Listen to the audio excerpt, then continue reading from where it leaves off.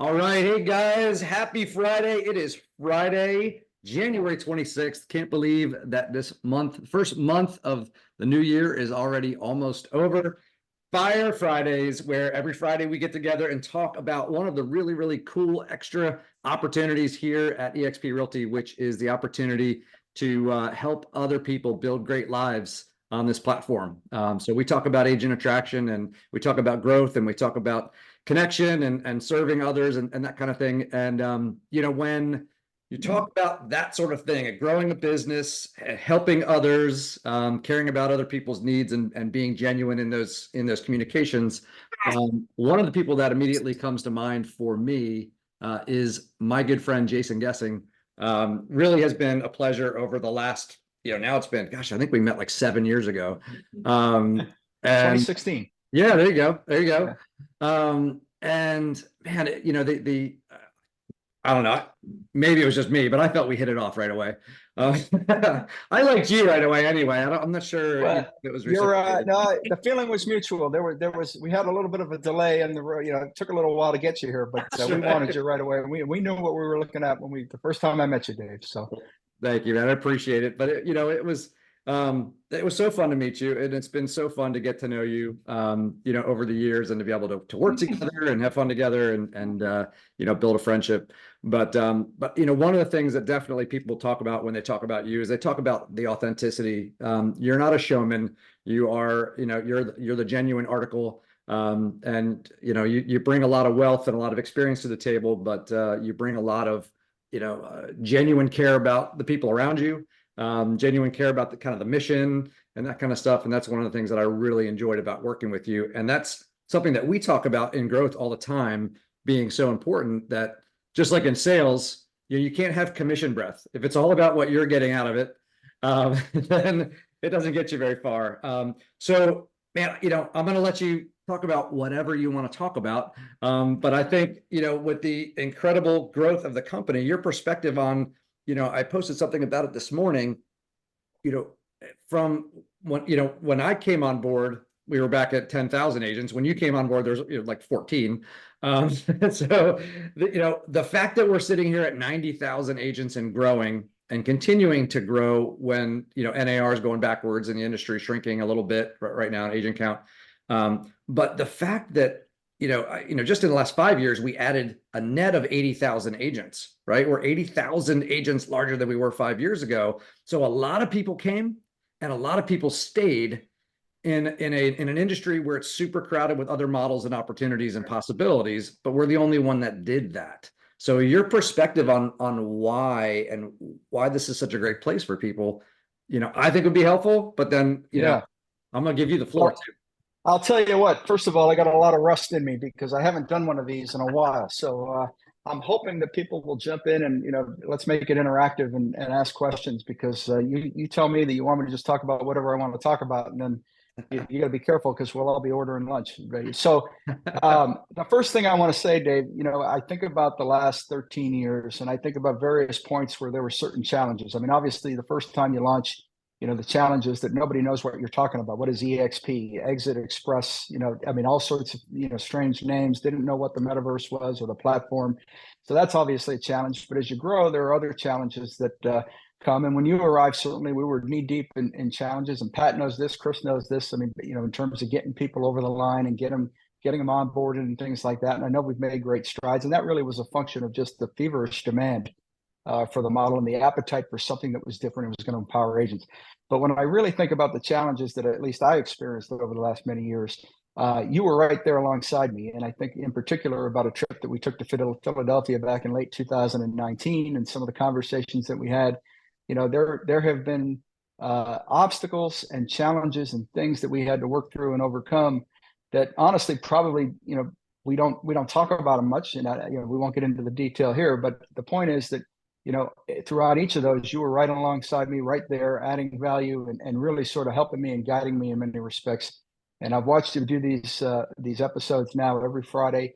I love the name of the group, Fund Your Reason. And as to why I think EXP has grown, Glenn did a video a couple weeks ago, I think, about how it's all about helping people. And if you help enough people get what they want, you'll get what you want. And he said it in fewer words me back in 2012 or so, but the giver's gain mentality. And my friend David Gagnon has always said this. And lo and behold, as long as you like what you're doing and you can have fun giving to others and serving others and making others, putting them in a better position or putting them in a position to get in a better position, empowering them, listening to what they have to say, that really is a powerful thing to sort of get what you want. And so I throughout my time here, I really took that approach. And early on, I can tell you that we had Friday meetings like the one that's going to get started at 11, and Frank did a great job on that last week. But every week, that leadership meeting, I mean, we used to have 4 or 5 people in there, and that was really the entire possible attendance that we would have. And just to sort of see what's happened over the years. And it's not just that we went from 10,000 to 90,000 or, 14 to 90,000. It's sort of, to watch the caliber of the people who have come. There's people, my observation is that there are people in the business, agents in the business for whom it is a business. And then there are agents in the business for whom it's a nice supplemental source of income. It's something to do while you're trying to figure out what you're going to do, which was sort of my situation back in 02. But I think EXP is filled with business people. It's really filled with people that want to build something. And so as you see now, there are people getting out of the industry, obviously, either because inventory is low, rates are high, or because, some of the NAR stuff or whatever it might be. But I suspect, and by the way, I should point out, anything I say on this call, I am not speaking on behalf of the company. So if I should, utter an opinion, it's just my opinion. But I really disclosure on the bottom in the video. But I really do think that sort of speaks to what we have here that's so special, is that, as people are leaving the business, we're going to lose some agents for sure, I imagine. But at the same time, the people that are staying and the people that are coming are those that have either been here before and now are back, or those who have watched what we've done over the years and have seen that throughout, this time, even as other upstarts have come along and attempted to replicate or duplicate what it is that we're doing. I think anybody that's observing this from afar and objectively will see that EXP's, the real deal. And I think it all stems from, that philosophy of helping as many people as you possibly can, and it turns around. And that's certainly the case for me. I'll tell everybody on this call, when I joined EXP in late 09, early 2010, I left my job at a law firm, piss broke. My wife was watching the kids. I mean, we had no money. We applied for public assistance back in 2011. We were denied because I was driving a red Hyundai Santa Fe 2003, bright red too. It wasn't just like red. It was like, look at that thing. And there was no handle on the driver's side door. So like every morning, in January, I had to go out and I have to climb through the passenger seat to get in the, anyway, long story short. So, it was a struggle. It wasn't always lucrative. There were times where things were really hard. But the odd thing was, even in those moments, I never had a shred of doubt about, the viability of this and the, knowing that it was going to work, because it just made so much sense and it was going to help so many people. And because Glenn was a good guy. And I think those are the ingredients. You need someone who's really good with high integrity and who cares about people, who's smart. And then, you need something that can get people galvanized and excited. And being the first company in the metaverse, really not just in real estate, but any industry, I think was a galvanizing force for us in those early days, because we knew it was different and we knew it was going to unlock a lot of opportunity. So when I hold there and see if there are any questions or if there's any other prompt in terms of where we go next. But so, Jason, I think it's funny. I think we've nailed the, the key to success, because I won't bore you with the details, and we'll do later over a beer or something. But I stopped drinking. I stopped drinking, by the way, in October. So anyway, I'm happy about that. Never mind. We can have a non-alcoholic beer. That's fine. I'm down with those. Got it. Athletic Brewing Company. Athletic Brewing Company. They're really, really good. But yes, I went through my time before, figuring out how to make things work, where the handle on my driver's side of my door broke as well.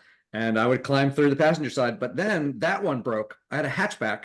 So I would walk up to my hatchback, open the hatch, I'd be in my suit, and I would be climbing, I'd be in the parking lot, I'd look around, and then I would open the hatch and just hop in, pull it shut, climb through my car. I always had my back seats folded down so I could climb into the over the stick shift.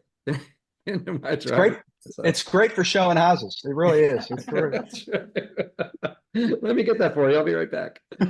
So yeah, exactly. But but honestly though, I think what you said about Glenn, and then who he surrounded himself with, to match his vision and his mission and everything else.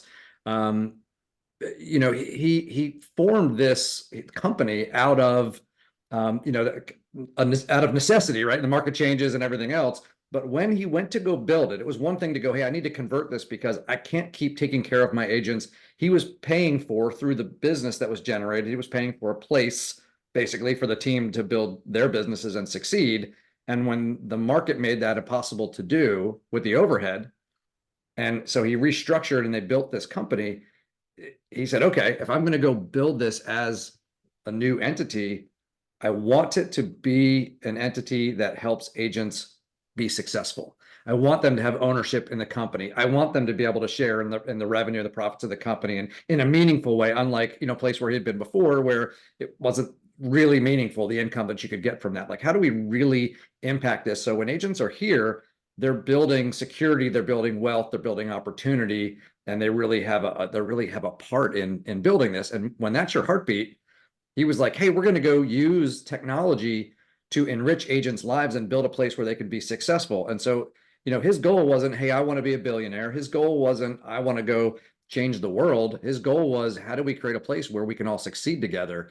And I think that's a big differentiator between some of these other companies that are designed as a corporate entity to make money, which, it's the purpose of business, it's fine. But if that's the purpose, some of the other things don't get plugged in. Or if they go, hey, that's a cool model, what a neat way to make money, I'm going to go copy that, and that's fine too. Again, a good business model, you're smart to go copy it. But it's, to me, the heartbeat in the creation is the differentiator, and people see it, they sense it. Yeah, I think the ownership thing was huge. I really do. Back in 2013, when we acquired the public company, there were no brokerages that I knew of then or know of now that were offering equity just for doing what agents were already doing, right? And that was transformative to the culture. I think you've seen other companies come up now and they're doing the same thing, but ownership doesn't mean the same thing in every company. And there's a couple of things I will point out that I really admire about how Glenn approached this. I mean, if you look at our we've always been majority agent, and founder owned, right? The company always has. And back when we had to raise a little bit of money to go through the public company process, we were approached by institutions, we were approached by people that dealt with micro caps, and would present terms that undoubtedly were heavily in their favor. But Glenn was insistent, and to your point, Dave, that all decisions were going to be made based on what was in the best interest of the agents and not outside investors. And so if you look at some of the other companies today, I mean, they're not majority agent and founder owned, right? They've got institutions that are holding a lot of the equity. And so Glenn resisted that temptation, and we went to our agents, and our agents had an opportunity to buy in, and they saw the vision, they understood. And I really respect how he did that. I think that was as clear a banner as any, that this was a company about the agents, and it always has been, and it continues to be. And obviously, the company World Holdings takes its responsibility to the agents and their ownership interests very, very seriously. It's why we perform so well. It's why there are dividends that have been coming out to people. I think in that regard, the company has really done a phenomenal job. They've been able to minimize dilution with buybacks and other things. I think it's just been all done very, very, smartly and deliberately and thoughtfully. And it's not just a marketing ploy. It's not just, we're giving out stock because we're, agent owned, and, good luck if it's ever worth whatever. I mean, they really take it seriously. But to me, that was one of the real tipping points for us. I think it's what appealed to Gene in many respects, the fact that we were giving ownership to agents. And of course, Gene's arrival and Gene's enthusiasm was another tipping point. And that was, right around the time when we went from, I think, 400 agents to 864 at the end of the year, to 2401 to 6,500 to 14,000. I mean, it just kept turning over and doubling. And I think ownership was a big part of it, because, everybody understands here that when you're an owner and your company has a problem, you want to fix it, right? You're not looking for the next best place to go. You're not looking for somebody that doesn't have that problem. You want to fix the problem because you own the company. And I think that there's sort of a confluence of factors in this company that really lend itself to the type of collaboration and ownership. Part of it is that everybody's so geographically distributed. There's a heck of a lot of diversity, you know, with people that are overseas now speaking different languages. There's all sorts of different practices and customs in real estate over there. You know, Adam Day and I have a call on Monday. He wants to talk about teams. I mean, you know, there's just so many different approaches to things in other parts of the world. But having this central location, this campus, EXP World, and to be able to harness all that and bring it all together, you know, people have been surgeons, they've been engineers, they've been school teachers, law enforcement officers. There's so much knowledge and wisdom in each of those roles, and a part of that can translate really well to what it is that we're trying to do. So you bring that all together, and the agents are the owners, and the companies run responsibly. It really becomes, I think, an unstoppable force, and so we've benefited from that for sure. And I just say, you know, since I've been a little bit more quiet, you know, since January of last year, it's just come back to me again and again. And I sort of knew it when I was, you know, in the roles, that this was a really strong community. I mean, I made great friendships. I saw people get married in the metaverse. I saw, you know, people develop really strong, you know, peer-to-peer, you know, collaborative relationships, referral relationships on opposite coasts because they met in the metaverse. But, you know, since stepping out of the role, I mean, I did the rally in Philadelphia. Thank you for inviting Frank. Thank you. It was amazing. But even there, you know, I get out, I get finished with my participation, and somebody comes up to me because, you know, something I said about my background, and he shared a similarity in his background. You know, you fast forward, I guess that was probably in October.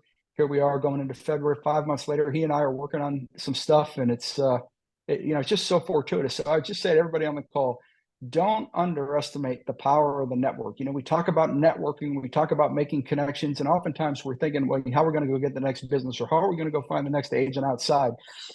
I cannot underscore enough or impress upon people enough that the value of the network that already exists within this company is as powerful as any that you'll find. And tap into it, whatever you can do to tap into it, whether it's going to the rallies, whether it's going to the Friday agent meeting.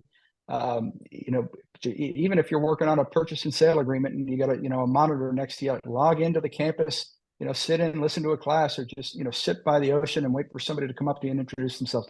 I can't emphasize enough how important that's been, because you can offer all the people in the world all the money in the world, but if they can't communicate with one another, if they can't work with each other, if they can't enjoy each other's company, then it's no place to work at all. And I think EXP has excelled in that regard.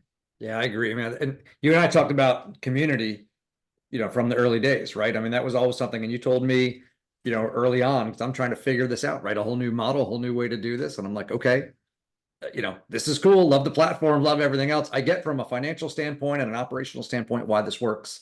Talk to me how this works from a cultural standpoint and everything else. And you used the word community, you know, a million times, and it was such a like, hey, that's really the accelerant. When people come in, they come like, right, I would love for people in the chat to just go, if having ownership in the company, having this, getting the stocks and everything else, if that was an attraction for you guys to come to the company, just throw a yes in the chat just to kind of get a feel for like some of the things that might be interesting for people. I'd love to see if that was something for you, right? So we can see a bunch of these coming through now.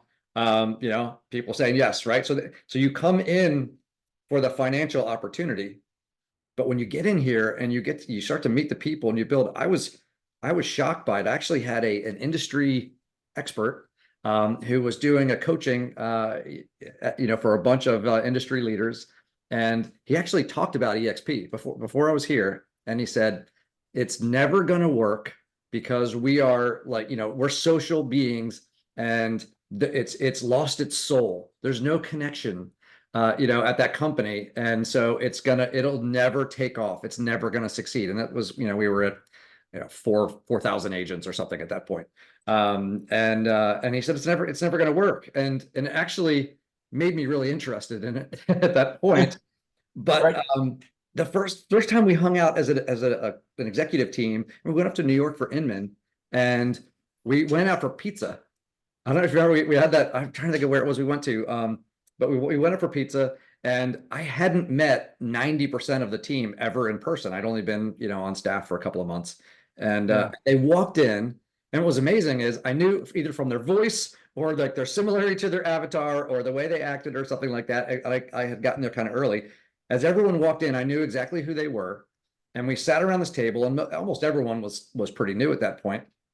And there was no awkward small talk or anything else. We were giving each other a hard time. We were laughing. We were, like old friends because we talked to each other every day in EXP world. And that to me was like, oh my gosh, we are so connected. We care about each other. We have real relationships. We talk about real things, and everything else. And that to me was like, oh, this is going to work. This is going to work. Yeah, and credit, I'd say, to the Verbella guys too. I mean, they're always thinking about that and how to build community and add elements of community. And I know that the company's undergoing a shift at the moment to, web and all. But I can remember we had talent shows in 2020 in the midst of the pandemic, and I think there was a guy, I think Scott Gunn in the UK won the talent show.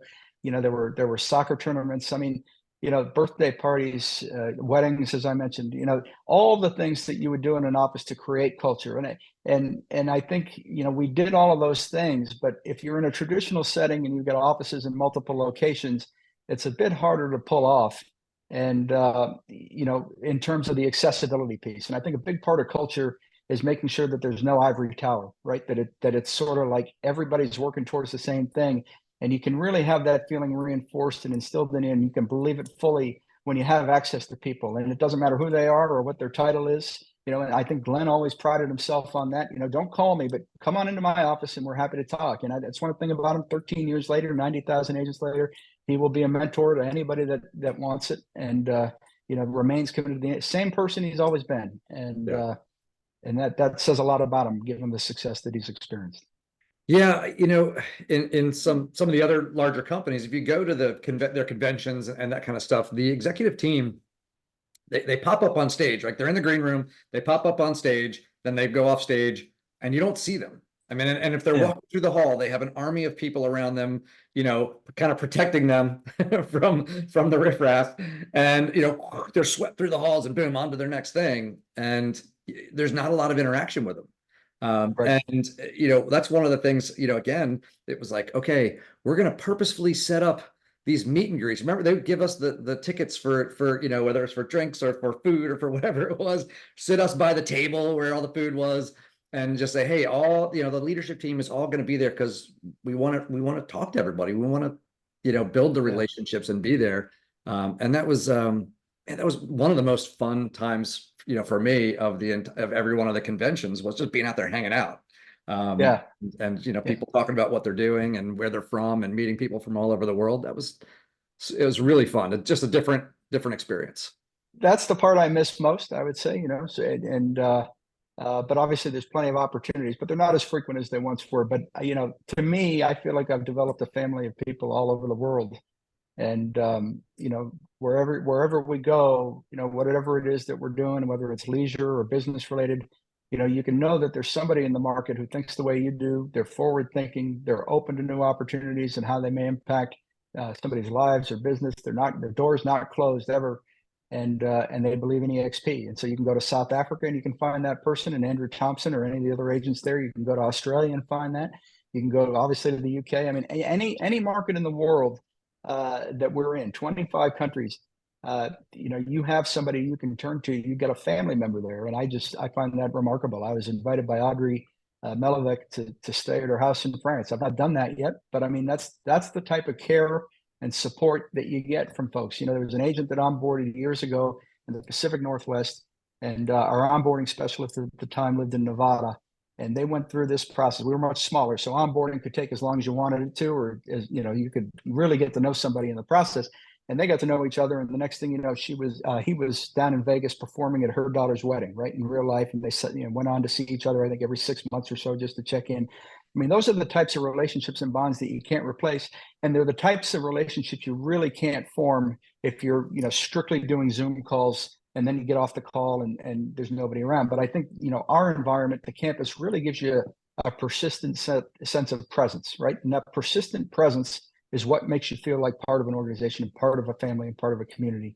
In the time we have left, I'd love to hear from anybody if they have any questions. I might be able to, answer.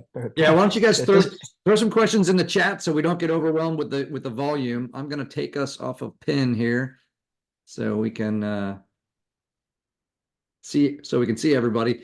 Go ahead and throw How's the some market questions. going? What's that? I mean, I'd love to hear how things are going for people like in their market, and are things picking up? Still slow? I mean, anything you want to talk about? We've got people from Hey, Jason, David, Caesar Rincon here in Houston. How are you guys? Hey, Caesar, great to see you, Hey. buddy. I love seeing your photos. You're one of Thank those you. guys. Instant smile, instant good mood when I see him. So good to see you. Likewise, thank you guys so much. Well, business is off to a good start right now. Last year, fourth quarter for me was really slow. I shared that with Dave at the rally in Dallas. I've refined, my strategy, and now I have five homes under escrow right now. I'm on my way to a closing right now. Actually, a final walkthrough and a closing. And so things are looking really good for me. I've had conversations yesterday with a mortgage broker. He said that in the last 25 days, he's done more applications than he did in the last 6 months combined. So I'm feeling really positive about the year, and just excited to be. I'm actually going to be at the event in Maui this coming week. So super excited to share that feeling with the community and get to know some of the other leaders within EXP. So. Well, congratulations on the pivot. I'd be curious to know, is Revenos at all part of that strategy, or no? I only ask because I saw a post. Yeah. So interestingly enough, actually, I have three deals that I'm working on that are part of Revenos through the Chase Home Story program.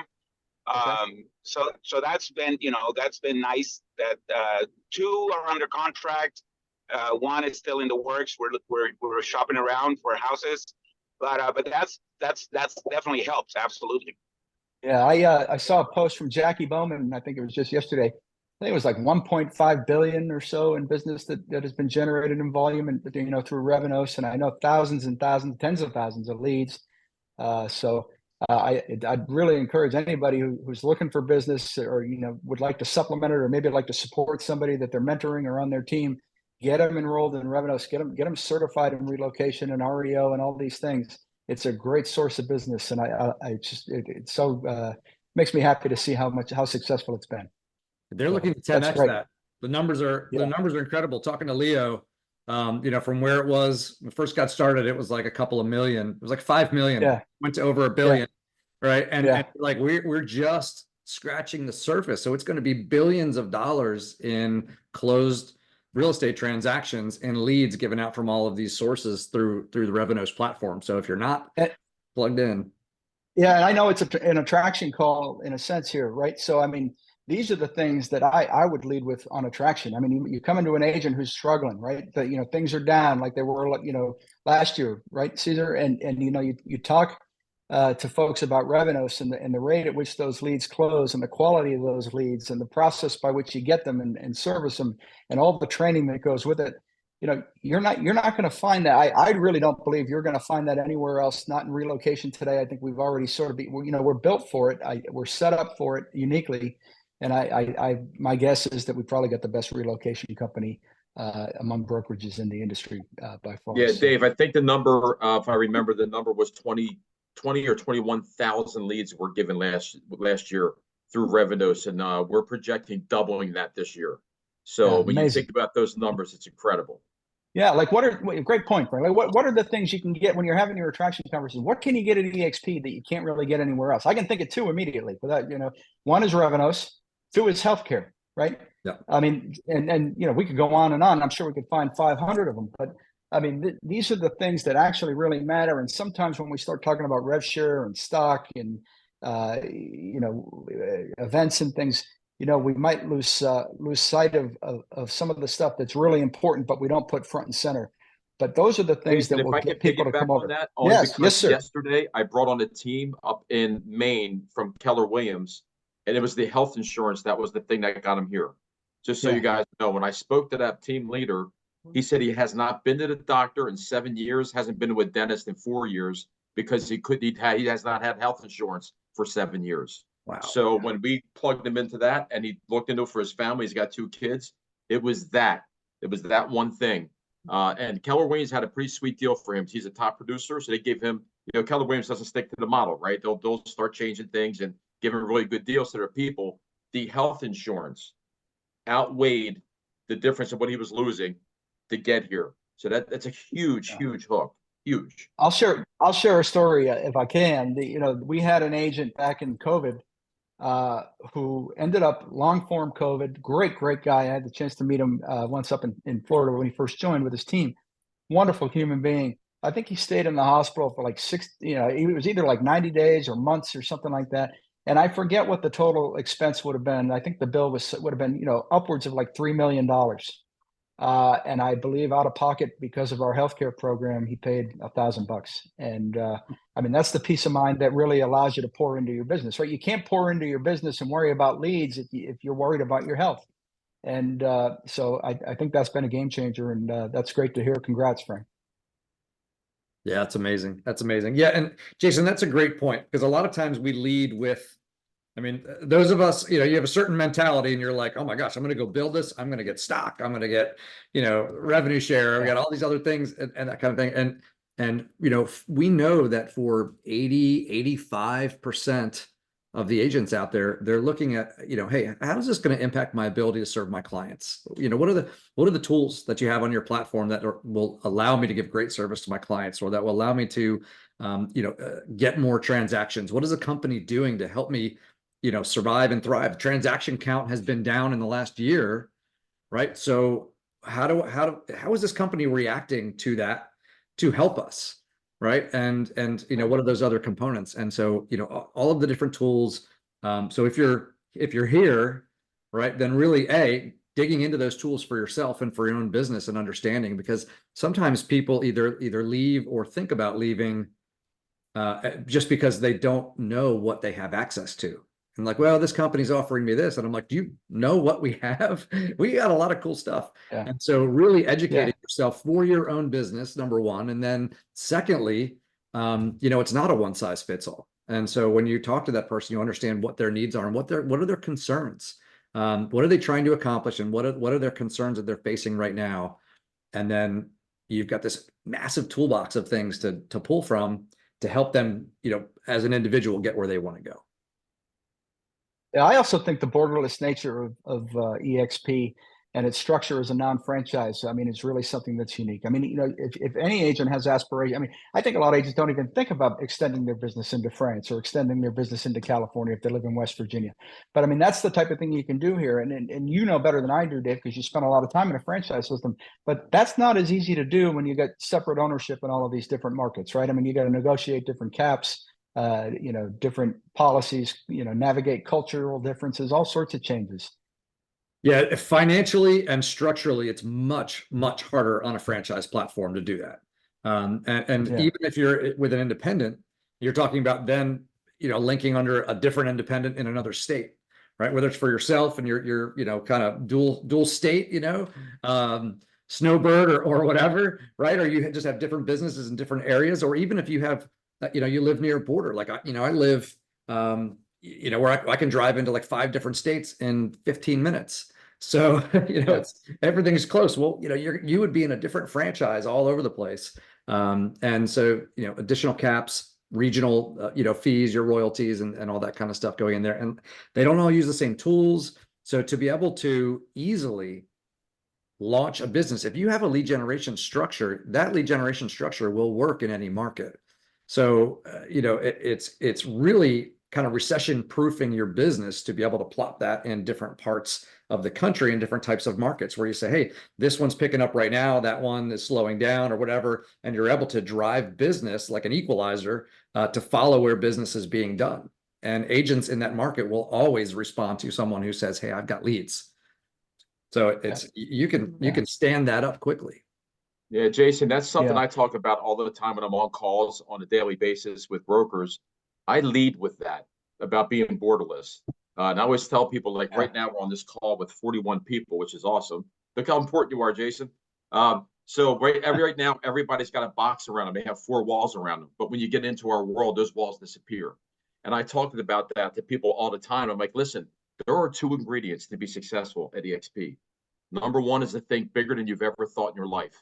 And through that, that's when the borderless part comes in. And we talk about Marketing. Think about how you brand yourself. You're no longer going to brand yourself in that geographic center that you're working at. You're now going to brand yourself across the country and internationally. Change the way you word things. Change your message to your marketing. And I go into that in great detail. Then the second ingredient is plug into what we have. Plug into the platform. And with that, I also mean the people. It's not just the tools, right? Everybody's got tools. Our tools are great. But it's the people that separate us from everybody else. We've got the best people. Yeah. I mean, we really do. If people take the time, when you go to EXPCon, when you go to regional rallies, talk to your fellow EXP people. Jason talked about it earlier. We have the best people.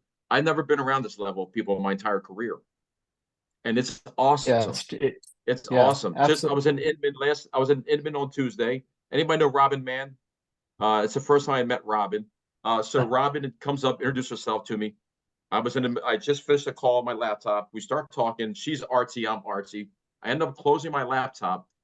2 hours later, we had redone a whole business plan for her production and a whole business plan for her attraction. High level. 2 hours. Yeah. Not on the agenda.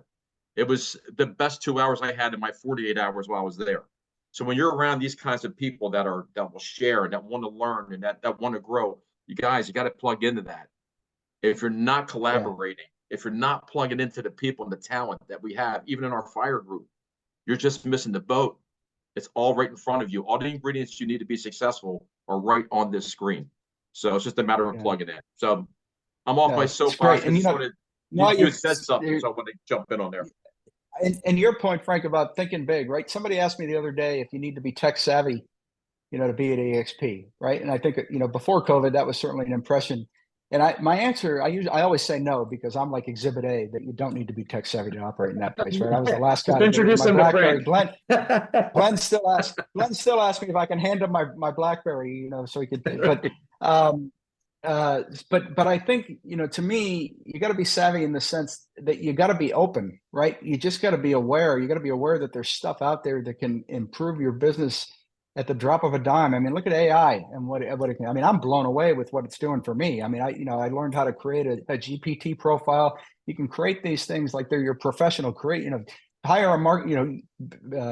You're a marketing person for Dave, right? And then so that just amazing. I'm not an expert enough to even start talking about it. But the point is that I think there's a common characteristic that's shared among EXP agents, which is, their door isn't closed, and they understand that things are changing. They're changing rapidly. They love this business. They want to stay in the business. People are telling them the business isn't going to be around for a long time, and it's because it's an old dog, right? It's a traditional industry that's ripe for disruption. But I think there are things that we do that keep us relevant, keep our agents at the head of the pack, ready to serve the consumer today and tomorrow. And a lot of that is the result of our agents being open to things that may or may not change their business, but they're willing to give it a try rather than being dismissive. And I think that's part of the big thinking. I've got to hop here in a moment, Dave. I've got another call. If it's okay, I'm sorry. No, we've already gone 10 minutes over, and I love the fact that you're able to hang out with us, man. It's so fun. I said this morning, I said this morning to my son, I said, boy, I didn't sleep well last night. I'm exhausted. And then I said, but you know what? I got Dave first thing. I got a full day. I got meetings all day. And I'm like, how am I going to get through this? I come on here. I feel like $1 million. So thank you. Thank all of you guys. It's great to be here and to see everybody. And I love all of you. So thank you. Thank you, Jason. We appreciate your leadership. We appreciate everything you've done, for the company that has created opportunity for all of us. Your heartbeat, making sure that this is always an awesome place. And the old saying, if you want to go fast, go alone. If you want to go far, go together. And, all of the projections are, this is going to be a really good year in real estate, that things are starting to come back together again, that there's opportunity, right? We don't know exactly what it's going to look like, but the pieces are starting to come back together again. And so, the way that I always describe it is, in surfing, if you're out there floating on your board, and the next set comes and you've got a good wave coming, if you don't start paddling, it's going to go under you and then break up ahead, right? So now's the time. We have the indicators that the next set's going to be a good one. Okay. So you need to start paddling, but to figure out what to do and how to get there and everything else, you need to get connected in, like Jason was saying, get connected into the community, get connected to the people. Same thing that Frank was saying. All of the people right here, the people in the fire group, if you're in the fire group, the people in your own organizations, the people all across. People don't, go, oh, you're not in my group. We help each other out across groups like that. That's only, that tracks the money for revenue share. You've taught me a few things as I've sort of gotten back, to paying attention to my group a little bit. I mean, you've taught me quite a few things, and I think that what you're doing here is ultra important because it drives that connection. And I agree with you, Dave. People get connected. If you plug in here, your best days are still ahead of you, and the best days for EXP are still ahead too. I know that with all of my heart. Yeah, So, we've got some great stuff, guys. So stay plugged in. Okay, it's time to make sure you're really engaged, you're really plugged in, you're looking at what's going on. You learn the tools, use the tools, build the relationships, but let's all paddle. This is going to be amazing. We're going to have an incredible year ahead in sales and in growth. Jason, man, thanks again. I love hanging out with you, and look forward to talking to you again soon. Likewise, Dave, you bet. Thanks, everybody. Reach out with anything if I can ever be helpful, but appreciate your time this morning. I know you're all very busy. Thank you. Take care. Thanks, guys. Have an amazing weekend. Happy Friday, and we'll talk to you soon. See you guys. Thank you. Take care. Bye, guys.